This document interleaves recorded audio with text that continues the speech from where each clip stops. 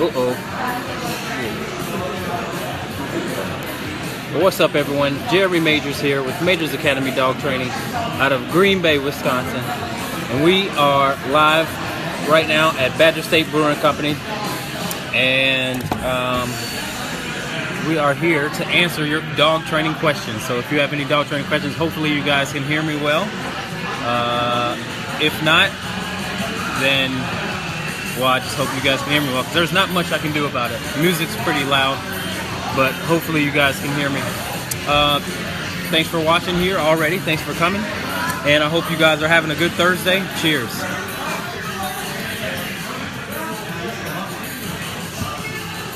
All right. Let's answer some questions. What do you say? Go to, where's the regular page? The regular page.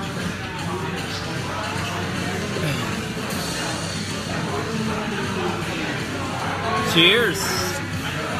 Cheers, Burnett. All right.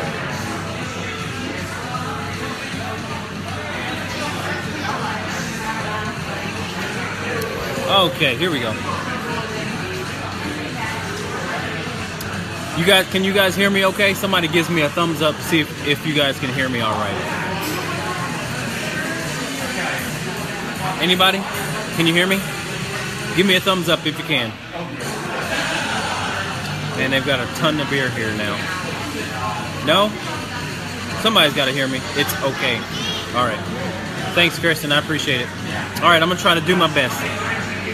So Christopher starts off a question that says, do you keep dogs off the bed forever after a boarding 3-week session? Do I keep dogs off the bed forever? Okay, so personally, I don't care for the bed. It's just a personal reason. I just don't like dogs in the bed. But if you like dogs in the bed and you can stand it, then just make them work for it. Make them really prove it, prove themselves that they can behave for it. So if your dog acts bad in any way, in any area, that's the first thing to go, would be the bed. The bed would be the first thing to go, okay? So just make them work for it. Make them ask to get up. Don't allow your dog to assume that they can do that. That's sort of my rule of thumb when I did have dogs in the bed. But just make them work for it, pretty much. All right? Thank you. Any of you guys watching, if you have any questions, feel free to ask. We are here till 7 o'clock. We're at Badger State Brewery trying some really good beers. If you've never been to Green Bay, Wisconsin, you have to go. Even if you're not a football fan, you should come to Green Bay. You can come visit us, and I can take you to a great beer drinking place. It's our favorite spot. Hit me up. We can go. This is a very good beer. This beer is, what is this called? Caramelized. So I know for some people who like maybe fruitier beers, this is a caramelized pineapple beer, man, and it's amazing. All right. I'm more of a wheat and IPA beer guy myself, but this is a great beer. So anyway, let's move on. Okay, thoughts on a shock collar. You must think our dog is terrible. Ask one question per week to space it out. You can ask as many questions as you like. No one's here to judge at all. The more that you ask, the more that you learn. So continue to ask me, all right? No problem. I think her name, that says Liney. How you pronounce that? Liney. Liney is a counter surfer. If we have people over and they have a plate of food on their lap, he will just grab it off. Cannot leave anything near the edge of the counter / table, etc. Try to keep in leash when eating or in separate room, but he barks, drools relentlessly. It's like we cannot even keep food out while having a barbecue party or with family and friends. All right, Melissa, thank you for your question. So if he can't handle it and you don't want to stress about it, get a crate and put him in it while you guys are eating barbecue, period. Okay, just do that. Give him some exercise beforehand, and while friends are over or while you're having barbecue, just don't deal with him. Let him learn how to control his own impulse by being in a crate. Okay, so he doesn't have to be involved in every single moment of your guys' life, especially if it is stressful. So what I would do is put him in a crate, and then what that does is, like I said, it will develop. He will be able to develop a impulse on his own without our intervention. He can develop that impulse control of there's food nearby or in the same atmosphere, but I can't get to it. So I just have to deal with that. You know, I just have to learn to relax with that. So that's what I would do. All right. And then once he also, if you have the shock collar with a very low level, if he starts to bark, then you press the button and you correct him for barking. Okay. That's what I would do. Keep him quiet. And once he's really okay with that, just that, because that'll be an obstacle in itself. Once he's okay with being quiet in the crate, then you can take him out of the crate and keep him on leash or keep him in place and see how he does in that circumstance. Okay, so that's what I would do. Go ahead and put him in the crate. Enjoy your time with your friends and your family and your barbecue and your food, and take it from there. All right? Whew, thanks for your question. After every question, I just need a sip, because when I talk, my mouth tends to dry up. All right. Benny remembered my foster kid from over a year ago, and she's been in the house for 2 weeks, and he's doing great. Fantastic. Lovely to hear. I'm very happy about that. Very, very happy.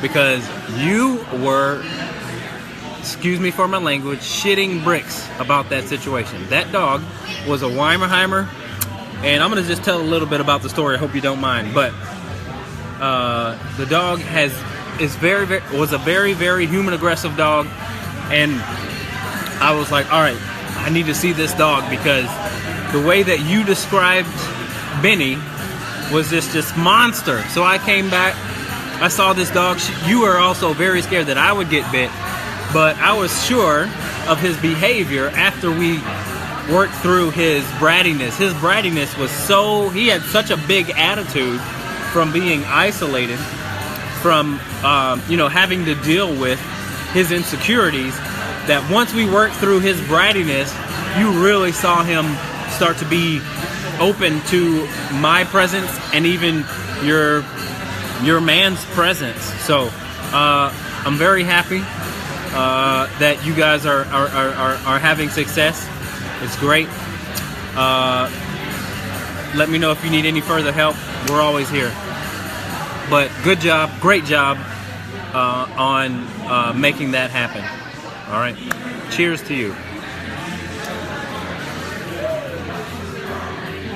Okay. I had a border that got attacked by 2 huskies at a dog park.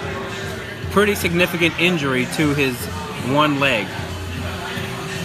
My question is, now when we take our short walk, any dog that goes in view, any dog that is in his view, it goes into full barking mode, rigid. Full barking rigid. Hold on. I'm going to get to that. I got to see the rest of the question.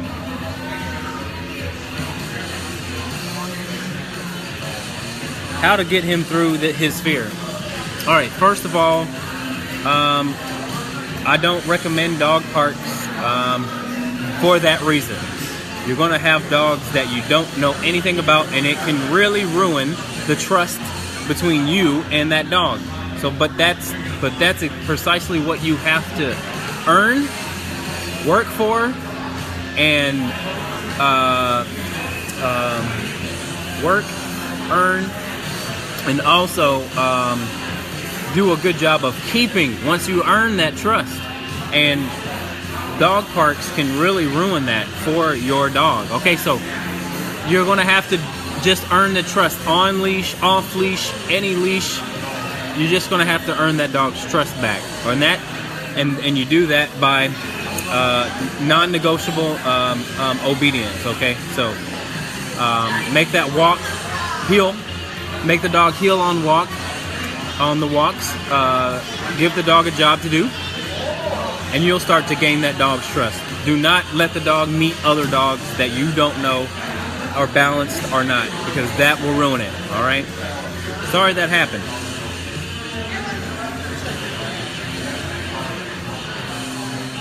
Still haven't had the man over though. Too scared. Girl, you better get that man over. Let's go. Get him on over. It'll be all right. Have a 4-month-old husky, and when my 3-year-old son goes to pet her in the back, she growls and sometimes snaps. Best solution: remove child, keep puppy on leash, shock collar. I'm going to tell you that you will need something that will help the dog learn that that is not okay. Okay, okay, that's one side of it. The other side is make sure your 3-year-old can also be respectful of the dog, learns how to respect the dog. But more than that, again, you're going to have a tool, and the shock collar, yes, you can get there with that. You're going to have the tool to teach the dog right from wrong. Okay. Growling at your child is not okay whatsoever, ever. Okay, so you can have that respect, but the other side is also your child also has to respect the dog. If the dog's constantly putting unwanted pressure on your dog, then you can kind of warrant that behavior from your dog, because, well, how else does a dog sort of advocate for itself in that situation? By growling, okay, and snapping. All right, but you don't want a dog biting a child. That's very just not good. So you make sure you can teach that dog that that is not okay, and take it from there. See how it goes. All right, thanks for your question. Do I have anything else on here? All right. Okay, can you go back to the page? Oh, here we go. I'm gonna have a drink. Whoever's drinking, cheers, guys.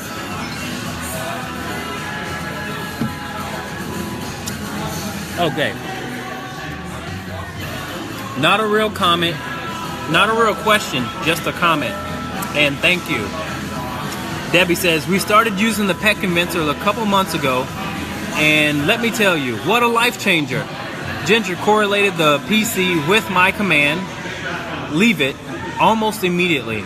And now anytime I say leave it, she looks up to me so quick, I think she may get whiplash. She also will stick her nose up at me, sniffing to see if I have the pet convincer in my pocket. Do you think she can actually smell it? No, but maybe. I don't know. But I think she's just investigating when she does that. But that's awesome. All right, guys, listen. You know, I hope that I'm not just doing this for no reason. I'm super glad a lot of people are getting things from this, okay? Because there are tools that can eliminate behavior right away. All right, so I want you guys to understand that because there's a lack of good resources on how to train dogs psychologically, this is why I do this every week, because there can be simple fixes. All right, and so that's the second time I've had someone come back and say, thank you so much, this tool has been a life changer for my dog. Okay, so I want you guys to understand that you guys may have good dogs, but there are people out there that are held hostage by their dog. They are not allowed to have people over. They are not allowed to go on vacation because no one can watch the damn dog. That right there in itself is very stressful, and there are not a lot of solutions for those people. So it's very important that we share this information so that people can live harmoniously with their dog. Okay, so very, very important. This is why I'm so tough on it. All right. Whew. All right, I need a drink. Hold on. All right. What's up, Nikki? I thought your last name was different. All right, anyway. Do all dogs need to be crated? What's your policy on when they're ready to be let free to roam around? Tipper's mom. All right, Tipper's mom. I got your dog currently right now, so I'm gonna be a bit straight up with you. So I'll just say this. Anytime the crate is also a training tool when you have a misbehaved dog inside the house. I was just telling that to Kuma's parent. Kuma's parent said, "Why the crate?" I said because it's a tool that you should use. That would be a very good tool to use if your dog is in any way struggles with strangers in the house, and or dogs. There's a lot of dogs that bark at other people, or dogs at the house, or charge the door, or jump, or any of that. It's a training tool. Okay, so you're going to have to, and we'll discuss this when you come pick him up. We'll discuss this. But what the hell is that? Is that a child? Sorry. All right. So anyway. All right. So yes, we'll discuss whether or not Tipper is his behavior, her behavior is bad or not inside the house. We'll determine how much and when or how or why we are going to use the crate. Okay, so it's just a tool. We're going to have to use it to our advantage. But I say this to every dog owner out there: if your dog is not comfortable in a crate, that's something that should be I highly recommend. I highly recommend that every dog be okay in the crate. Every dog. Doesn't matter. It is a great thing to have a dog that can become calm in a crate. Why? Because what if your dog has to stay at a vet's office? Or what if your dog has to stay or gets groomed and has to stay in a kennel? You know, your dog, you want to have peace of mind that your dog can be calm in the crate in those given moments. Or say, you know, you're watching, someone else is watching your dog, and you know your dog is a fool, acts a fool, then, you know, they may have to crate your dog, and you don't want that stress on your mind. You don't want, oh God, he's going to put him in a crate, he's going to be stressed out. No, you want to have that comfort feeling that you know you can put your dog in the crate and the dog will be calm, cool, and collected in the crate. That's why. So that's just so I say all that to say it's just a tool. We're going to work together to see how, if and how we need it. If we don't, I don't care. But the homework or the paper that I send you, the outline that I send you is just a reference point for all dogs, given all behaviors. Okay, and so part of the go home consultation is to figure out what exactly we need to stick with, because there are some dogs that won't need it, but there are some dogs that will. All right. Thanks for your question. Whew. Man, long-winded question. Answers. Long-winded answers. Okay. Any of you guys watching, feel free to ask a question. We're here for, thank you. This is my fake last name to hide from my students. Oh, okay. You're a teacher. Cheers.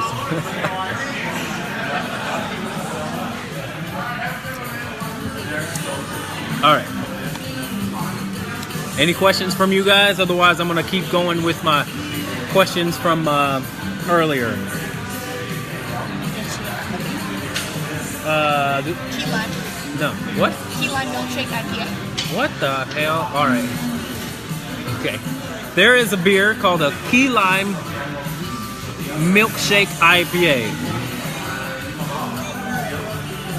I don't even know how I feel about that. But we're gonna taste it, and I'm gonna give you a review of it. All right. Cheers. All right. Do you have any recommendations about teaching a dog not to scratch when asking to come in or out? Planning to get a new French door and don't want our 198-pound dog to scratch up the door. All right, Angie, this is what you're going to do. You're going to purchase what they call a dog. It's called a doggy don't. Okay, doggy don't. All right. Look that up on Amazon. It's about $50. It's called the doggy don't. Okay, purchase that tool, please. Once you purchase that tool, what I want you to do is put the dog outside, close the door, and stand by the door. Once you hear the dog scratching at the door, you open up the door, you press the button on the doggy don't while saying no at the same time, and then close the door right away. And stand by the door again, and stand by the door again, and listen to see if that dog will do it again. If it does it, repeat what I just told you. Do it again, and again, and again, until the dog does not do that, and he gets what you want him to get. It probably will only take 1.5 times, and I say 1.5 because of this reason.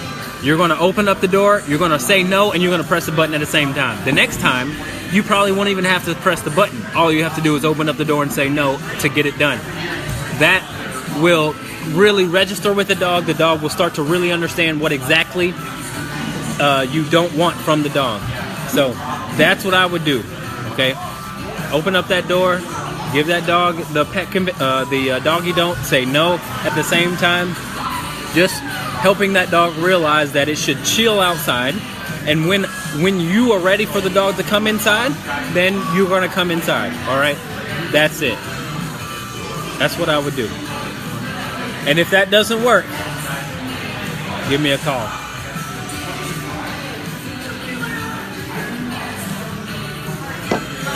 All right.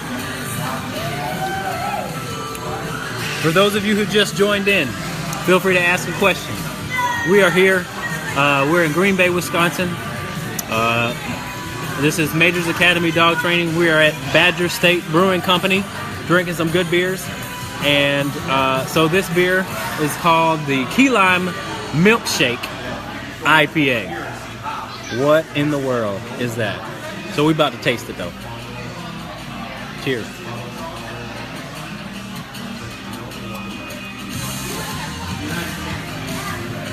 Oh my God.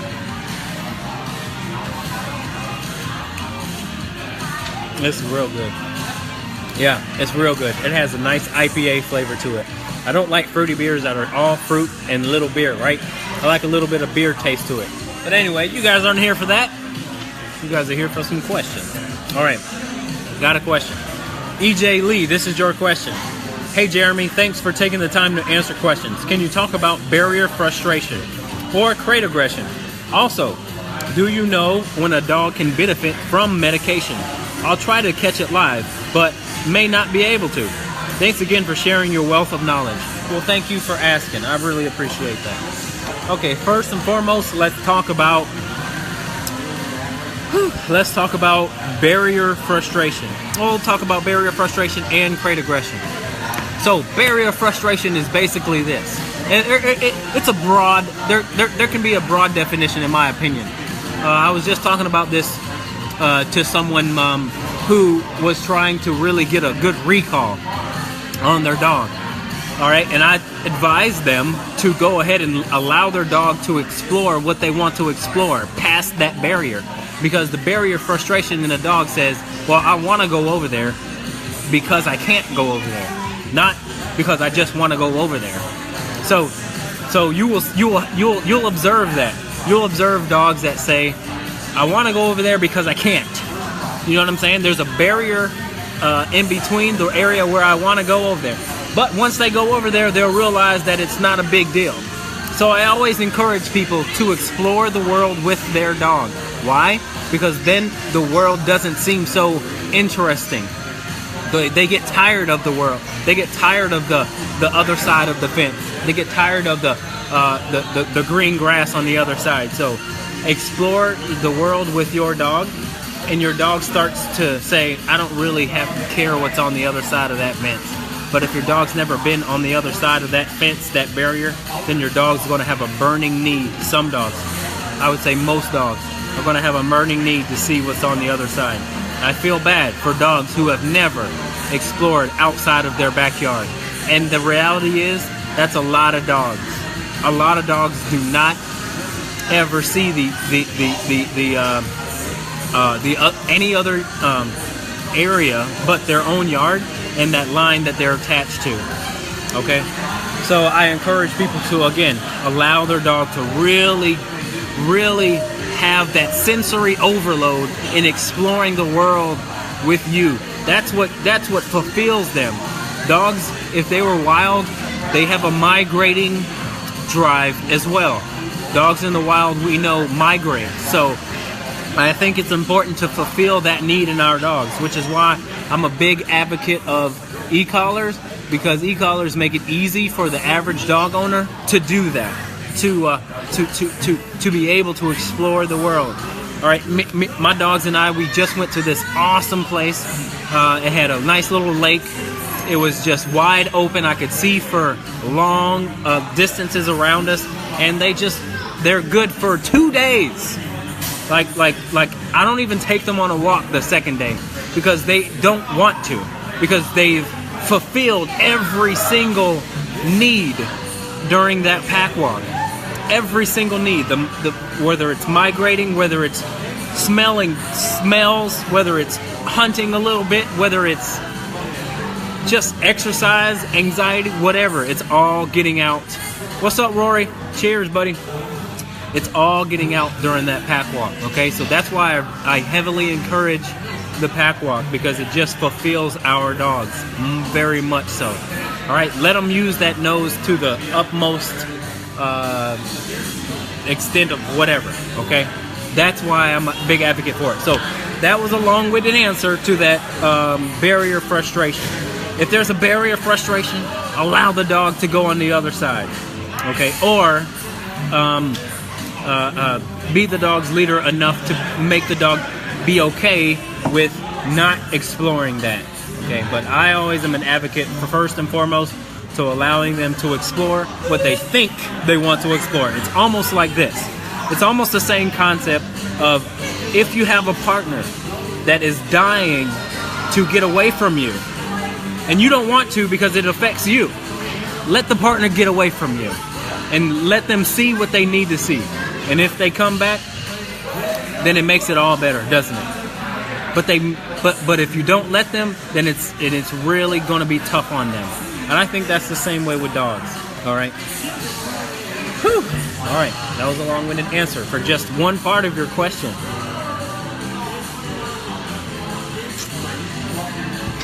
Okay. So, crate aggression, in my opinion, can be twofold. Two reasons: fear, and the other is, I can do this because I want to do this. So attitude and fear. And how you combat crate aggression, it is asking for non-negotiable, help me out here.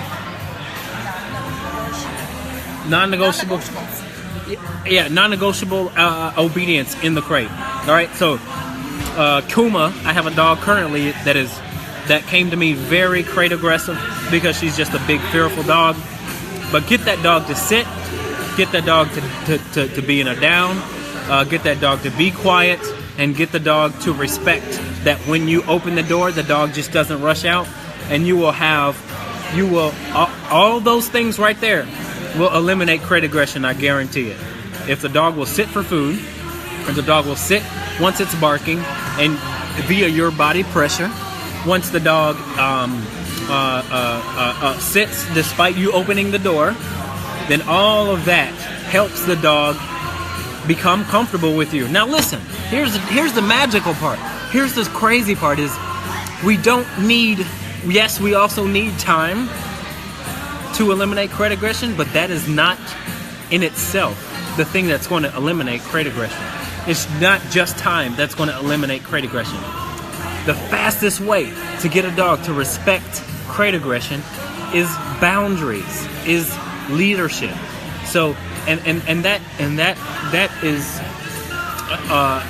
not just the rule of thumb in the crate, but overall. When people adopt a new dog, it should not be their goal to be the dog's best friend. It should be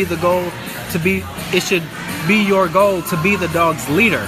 Friendship comes secondary. Friendship is important, and it comes through time, but teaching the dog right and wrong is the most important thing when bringing in a new dog.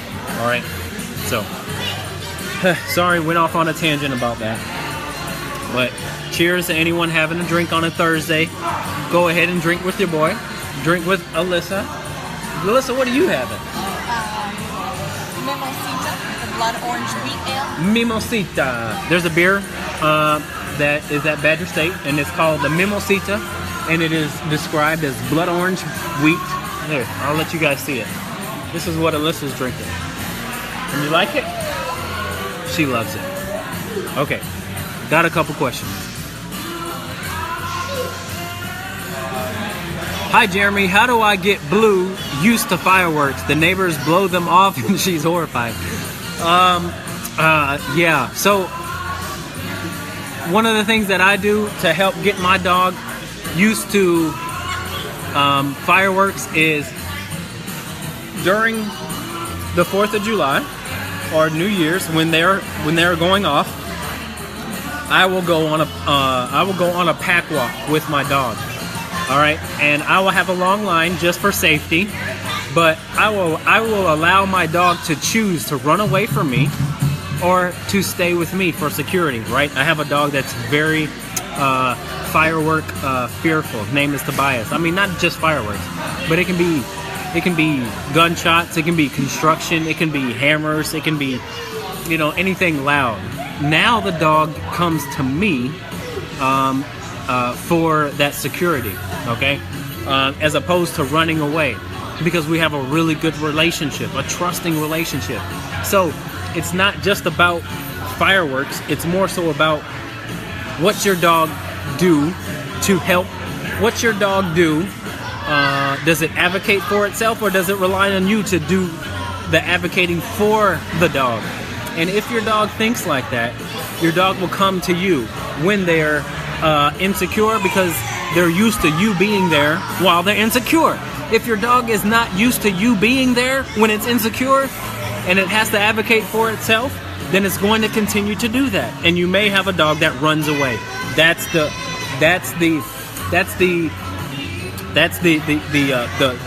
negative part about not having that advocating relationship.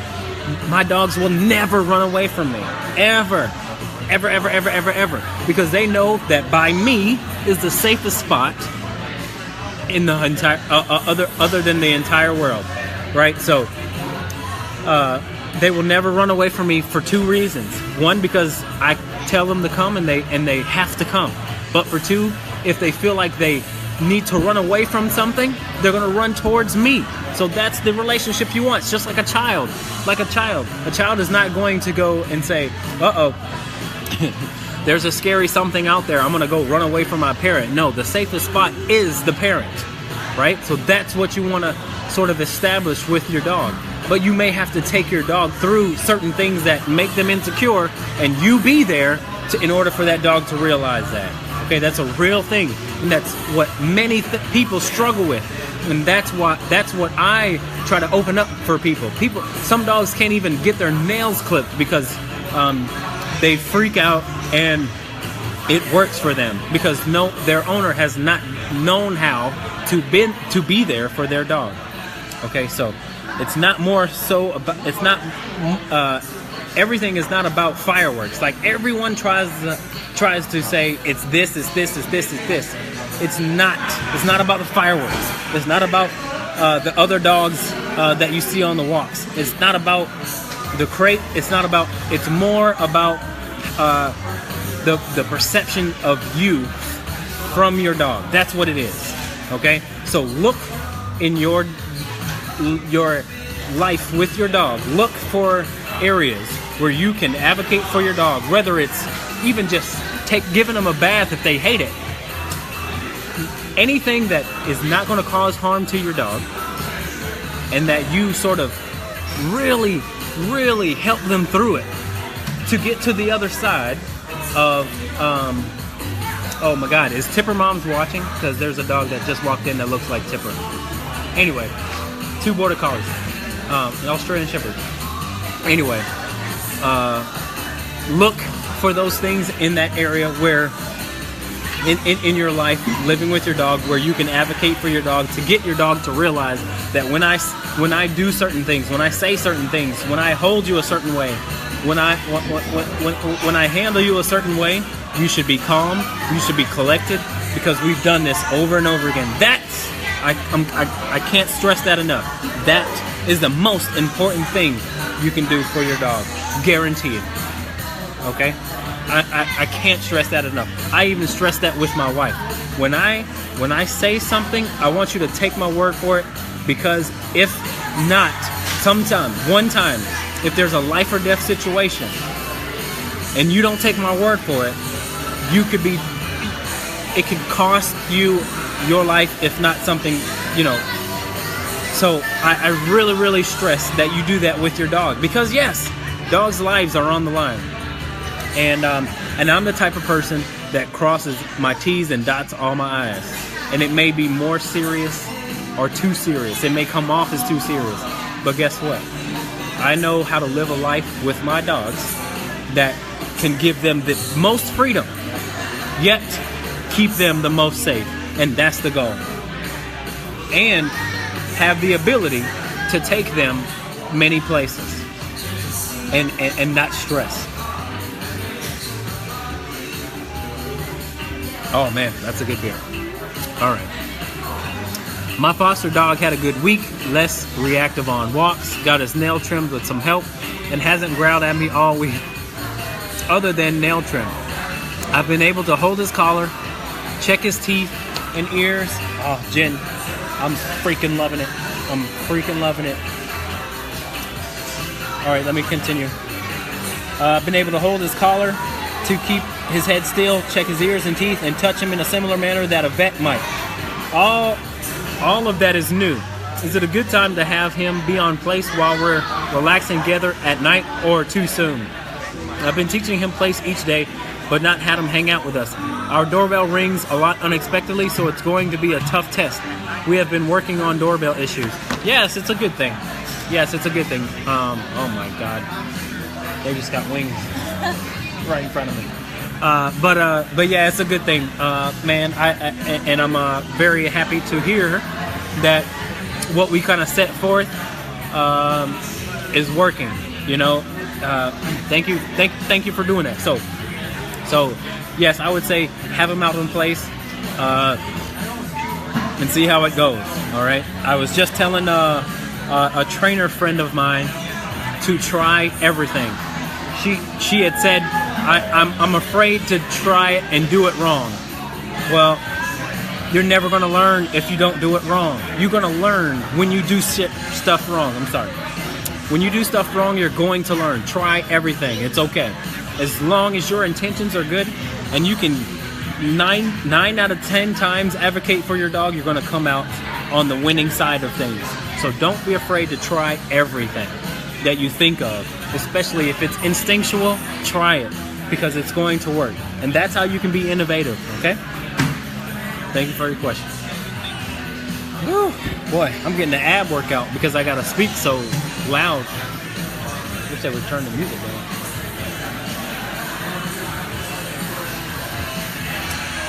All right. Blue is a big piper now, and my St. Bernard puppy is no longer little. Thanks for your advice. Well, thank you, Bobby. She is adorable. She's still my Instagram photo because she was adorable. All right. This will be our 4th of July. Oh, yeah, so you know 4th of July is coming up. So you can have a good test. 4th of July is coming up. If you don't want to deal with it, if you want to relax, then go ahead and just put your dog up in a crate, in a safe, secure crate, okay? Okay. All right. This will be a 4th of July. Oh man, now I'm smelling it. All right. This will be our first 4th of July with our dog. We do not know yet if he's afraid of them. Do we leave him home alone on the 4th and risk him being alone and scared, or bring him on the boat with us? He doesn't show fear with storms or much else. Thanks for your suggestion. Melissa, go ahead and bring him on the boat. You know, I'm praying that the dog is okay with the fireworks. I'm praying, you know, that everything is all good. Have a leash on that dog. Hold the leash so the dog doesn't jump off the boat. Because I can imagine that dog when it hears those first firecrackers, and he's like, abandon ship, and he just jumps off the dang boat. But no, be there for the dog. That's the best thing you can do, okay? So afraid or not, you being there for the dog is going to make the biggest difference. Best flavored chicken wings. Oh man, you want me to start talking about chicken wings there, Rory? Come on now, I can talk your ear off about it now. But all right. So, in my opinion, the best wings out there are my wings. Alyssa and I, we make wings, and if we come to your place for the Floyd Mayweather fight, we just might have to come up and make some wings for the party. Because I'm telling you, you ain't never tasted some better wings. But beside that, there's a sauce that I get from Rochester, New York, which is pretty much the home of the chicken wings, where it was invented, right? It's called Country Sweet. Look it up online, Country Sweet. It is a great combination between sweet and spicy, just how I like it. Okay, it's gotta be a little spice, gotta be a little sweet, but the sauce also has to be a little thick. I don't like too thin of sauce. But anyway, I can talk your ear off about it. But from Buffalo Wild Wings, there are some just great sauces. Their wings are not as good, but their sauces are just amazing. I hope they can't overhear me. But anyway, so I'll just go over the favorite sauces I like at Buffalo Wild Wings. Mango habanero is off the chain. Spicy garlic, there's not a better spicy garlic out there, period. Okay? And I really like their what's the hottest sauce they have. The hottest sauce they have is very good as well. So those are the 3 sauces that I really, really enjoy from Buffalo Wild Wings. Someone just walked in with some wings, man. Jesus Christ. Okay, anyway. So that's about wings, but this isn't what this is about, and I can get long-winded when it comes to wings as well. If there's one thing that I know, along with dogs, it's wings, okay? And I'm not too proud of it. All right, let's see. Yeah, okay, all right. Blazing, you're right. Yep, she knows about it. Blazing is the flavor. Okay, do we have any more questions here? All right, guys. I think we have answered all of the questions. If you guys that are watching don't have any other questions, feel free to ask one right now. We'll be here for another 15 minutes or until we run out of questions. But to you guys who are watching, cheers. I hope you guys are having a drink. Thirsty Thursdays is Friday tomorrow. Friday is always a good day, I know, for most people. People look forward to Fridays, so cheers to you guys on this Thursday. Bam.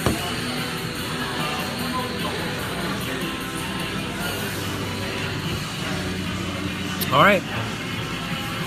Looks like we're out of questions. So, if you guys liked this If you guys liked watching this, if you got anything out of it, give me a thumbs up, give me a like. I really appreciate you guys watching, and we'll be here next Thursday answering questions. I think we'll be here next Thursday. We'll be here next Thursday. Thanks you guys for watching. Jeremy Majors Academy Dog Training, Green Bay, Wisconsin. I hope this was helpful. We'll see you guys next time. Bye.